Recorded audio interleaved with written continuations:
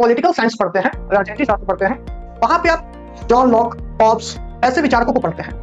वहां भी आपको एक बार ये थ्योरी पढ़ने को मिलती है ओरिजिन ऑफ स्टेट को लेकर, कि राज्य की उत्पत्ति हुई कैसे। कुछ थ्योरी जो है वो सोशल कॉन्ट्रैक्ट की बात करते हैं। देखो, इमेजिन करो कि प्राकृतिक अवस्था में जब मनुष्य धरती पे थे, जब नोमैडिक कल्चर रहा होगा, ट्राइबल कल्चर रहा होगा, उसके पहले लोग क्राउड यानी ट्राइब के रूप में रहते होंगे, कबीलों के रूप में रहते होंगे, समूह बना होगा, समूह से परिवार बना होगा, परिवार से समाज बना होगा। जब समाज में कोई भी कॉन्फ्लिक्ट नहीं होता है, उस समाज को रेगुलेट करने के लिए उसे कहा जाता है प्राकृतिक अवस्था। ठीक है, इस समाज के प्रत्येक व्यक्ति के सोशल कॉन्ट्रैक्ट के थ्रू एक संविदा है, संविदा के थ्रू क्या होता है, वे अपने लिए ऑथोरिटी बनाते हैं जिसे वो कहते हैं स्टेट।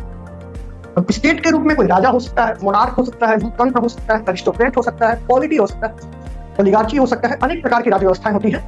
तो स्टेट की उत्पत्ति को लेकर कई सिद्धांत है, उसी में से एक सिद्धांत हमारे वैदिक ग्रंथ में भी मिलता है, जिसका नाम है ऐत्रेय ब्राह्मण। समझ में आया? ऐत्रेय ब्राह्मण में राज्य की उत्पत्ति का सिद्धांत दिया गया है।